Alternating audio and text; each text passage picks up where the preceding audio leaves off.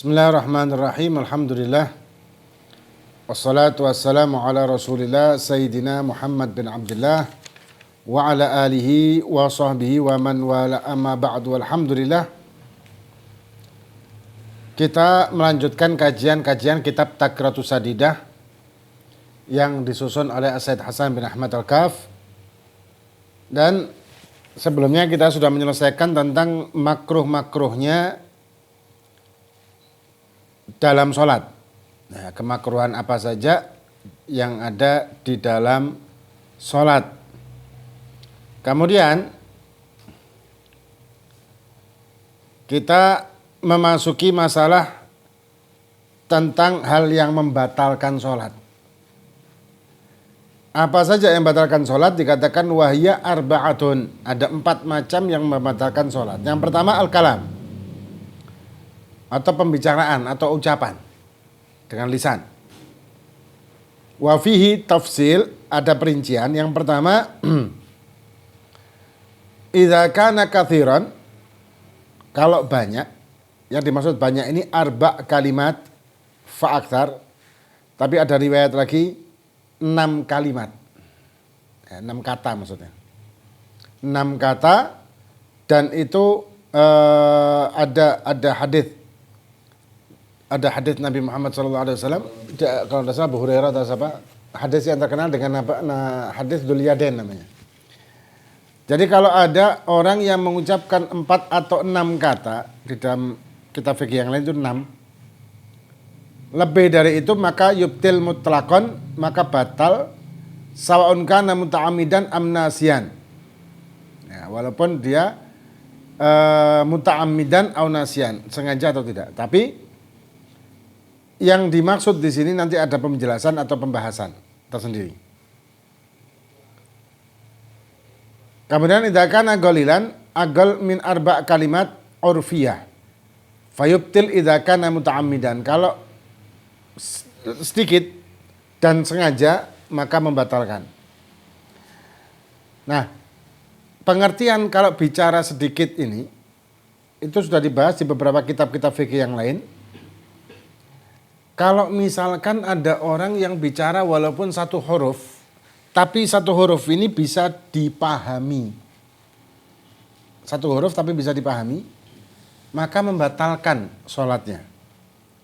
Misalkan apa? Kalau misalkan bahasa kita ya, ada orang nanya sama kita lagi di sholat nih. Ada orang nanya sama kita, ente sholat? Mungkin kita mengatakan, ya. Kita mengatakan itu ya. Maka batal karena bisa dipahami kan kata-kata kita. Kecuali kalau misalkan kita lupa kalau di dalam sholat, atau kita menganggap sholat sudah selesai, padahal belum. Misalkan kita kurang 1 rakaat tapi kita tidak nyadar. Setelah itu ada orang yang nanya mungkin atau ngasih tahu. Kemudian terjadilah dialog. Nah, kalau dialog kita ini tidak lebih dari 6 kata, dengan posisi kita tidak tahu kalau kita sudah selesai, belum selesai sholat, atau kita lupa kalau kita di sholat, maka tidak membatalkan. Terus harus melanjutkan sholatnya, bukan mengulang dari awal. Nah, kemudian dhabitul kalam alladhi yubtilu shalah wa kalamus salih li khitabil adamiyin. Yang dimaksud kalam di sini adalah omongan yang bisa dipahami oleh orang manusia. Nah, bukan kata-kata ngelambiar gitu ya, atau huruf yang tidak jelas. Kecuali kalau dia maksudnya itu bermain-main atau guyon dengan kata-kata itu. Walaupun cuma 1 kata tapi dia maksudnya guyon, 1 kata yang tidak bisa dipahami. Misalkan ngomong bahasa ngarang gitu lah. Bahasa ngarang tidak bisa dipahami kan, tapi maksudnya guyon, batal. Karena apapun yang dilakukan di dalam sholat, kalau dimaksudkan bercanda, walaupun sebetulnya tidak batal, maka jadi batal. Kayak misalkan contoh gerakan. Kalau misalkan kita gerakan di dalam sholat, yang tidak membatalkan sholat. Misalkan gerakan jari jemari. Ketika gerakan jari jemari di dalam sholat, yang sebetulnya tidak membatalkan sholat menurut mazhab Syafi'i, tapi maksudnya bercanda, itu batal. Misalkan kita jawil-jawil atau apa gitu, itu langsung batal. Kemudian masail fil kalam fis shalah. Ada beberapa permasalahan dalam sholat tentang masalah pembicaraan atau omongan. Yang pertama, la yubtilul kalamul qalil fi thalathi halat. Tidak membatalkan omongan sedikit di 3 keadaan. Yang pertama, idza kana nasiyan, lupa. Kalau dia di dalam sholat atau tadi dia menyangka sholat sudah selesai, tapi ternyata belum. Dia menyangka sholat ini sudah selesai nih, tapi ternyata masih belum selesai nih sholatnya. Ya kayak Dzulyaden, sahabat Nabi yang namanya Dzulyaden itu dia menyangka sholat zuhur itu 3 rakaat. Ternyata Nabi lupa dalam keadaan itu. Nabi sholat zuhur 3 rakaat, maka Dzulyaden nanya sama Nabi, apakah zuhur sekarang dirubah jadi 3? Dan Nabi kemudian menjawab dan kemudian melanjutkan 1 rakaat lagi. Nah, ulama bersandarkan dengan kata-kata tersebut antara Nabi dengan Dzulyaden dihitung, maka itu ada 6 kata. Maka itu batas maksimalnya adalah 6 kata. Kalau yang kalimat 4 kata ini adalah kata-katanya dari Dzulyadennya. Kemudian yang kedua, idza kana jahilan. Kalau misalkan dia jahil, tidak paham kalau sholat itu tidak boleh ngomong. Nah, jahil ini ada 2 macam. Ada jahil ma'dzur, ada jahil ghairu ma'dzur. Jahil tapi udzur. Dalam arti karena dia tidak paham, tidak ngerti. Jahil ini bukan bodoh, maksudnya itu tidak paham, tidak ngerti, belum ngerti. Nah, udzur maka dia tidak batal sholat. Contoh, orang yang baru masuk Islam. Orang yang baru masuk Islam, dia tidak tahu kalau ternyata di dalam sholat itu tidak boleh ngobrol. Dia ngobrol, maka tidak batal. Tidak batal. Setelah dikasih tahu, maka yang selanjutnya kalau dia tetap lakukan, maka batal karena sudah dikasih tahu. Yang pertama itu. Yang kedua, orang yang hidupnya jauh dari ulama. Maksud jauh dari ulama ini bukan berarti orang ini tidak ngaji, sedangkan ada majelis taklim di daerahnya. Enggak. Tapi memang betul-betul di daerahnya dia tidak ada ulama. Yang anak kira di Indonesia, yang anak kira ya, tidak adalah tempat terpelosok sekalipun, terpencil sekalipun yang tidak ada ulama itu anak kira tidak ada. Insya Allah semuanya tempat-tempat daerah-daerah terpencil itu insya Allah ada semualah ulama-ulama itu. Nah, kalau ada yang seperti itu, maka maafu. Kalau ada satu daerah misalkan dia jauh dari ulama, tidak ada ulama sama sekali, dan dia di kampung itu mungkin di pulau terpencil, informasi di situ terbatas, dan dia tidak tahu kalau ternyata di dalam sholat itu tidak boleh bicara, maka tidak batal.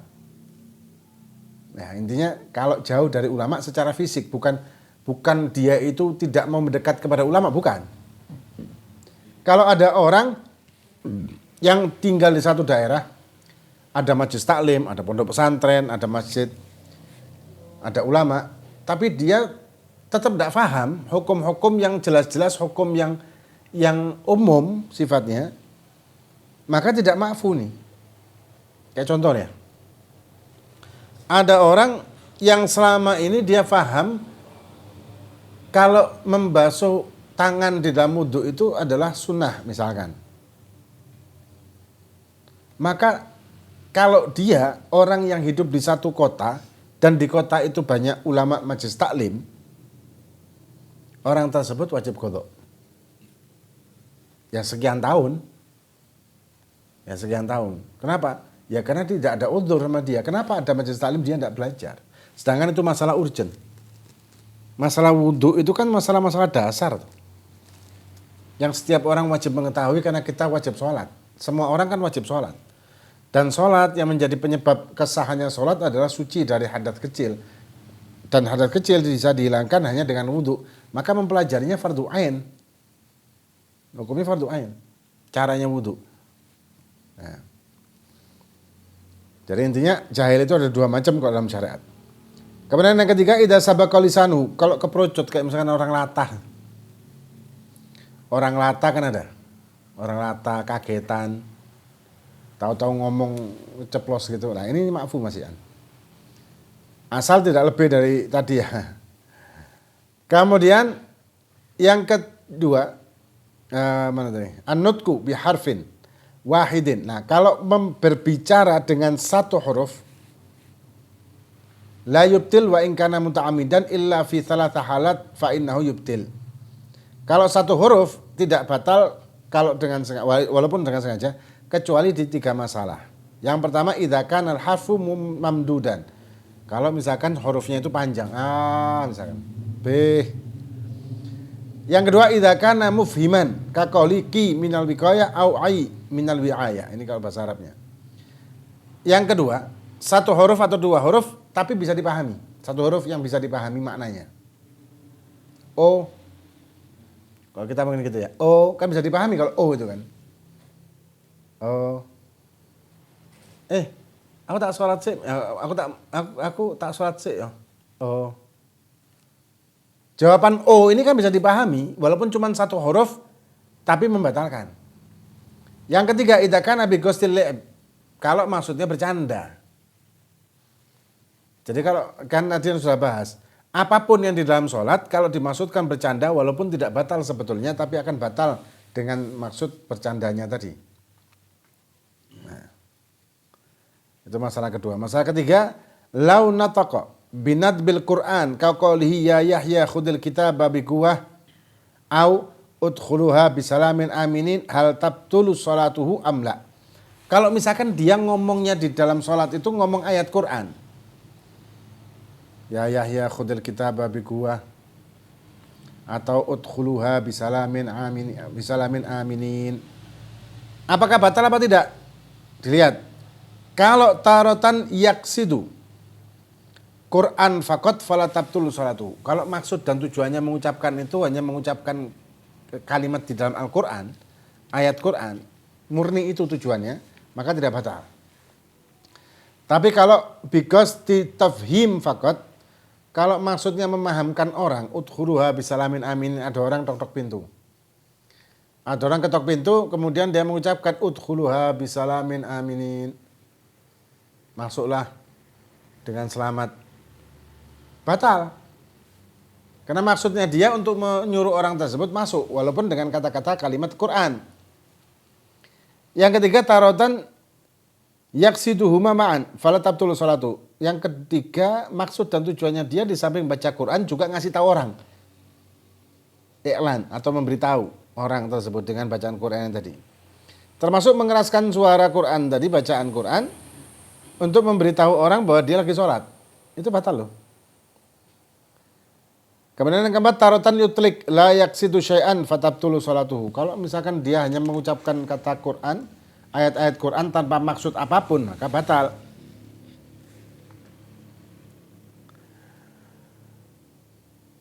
Yang keempat, lau talafat bi qurbah kaidkun. Kalau dia mengucapkan kalimat untuk mendekatkan diri kepada Allah Subhanahu wa taala seperti membebaskan budak, au ibra'in, au waqfin atau waqaf atau i'tikaf nadar. Misalkan nadar atau apa dengan kata-kata lillahi alayya an ataqifa fi hadzal masjid au lillahi alayya an atasaddaq bi mi'ati riyalin fahal tabtulu sholatuhu. Kalau misalkan dia lagi sholat, dia mengucapkan dengan lisannya kalimat-kalimat yang kalimat tersebut adalah kalimat untuk mendekatkan diri kepada Allah atau ibadah seperti nadar. Nadar kan harus terucap dengan lisan. Kalau nadar dalam hati kan tidak sah. Nah kalau dia lagi sholat terus kemudian dia ingat, anak tadi masuk ke masjid belum niat atau belum nadar etikaf. Maka dia mengucapkan dengan lisan nadartu an a'takifa fi hadzal masjid madumtu fi, dengan lisan di dalam sholat nih.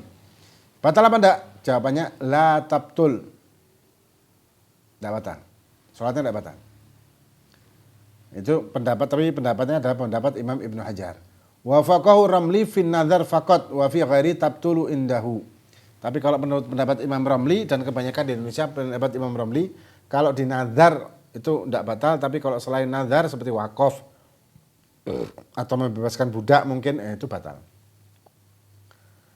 Nah, kalau sudah kita niat atau mengucapkan nazar tadi, maka kita harus melakukan niat melaksanakan nazar. Kadang ada orang itu ya, ada orang yang dia mengucapkan nazar untuk sesuatu. Nazar kurban, sodako, atau nazar etikaf tadi. Setelah dia mengucapkan nazarnya, setelah dia ucapkan nazarnya, dia lupa untuk mengucapkan niat melaksanakan nazar, maka dia masih punya utang itu. Dia masih punya utang. Jadi orang kalau habis mengucapkan nazar, dalam hatinya harus mengucapkan niat melakukan yang saya nazarkan.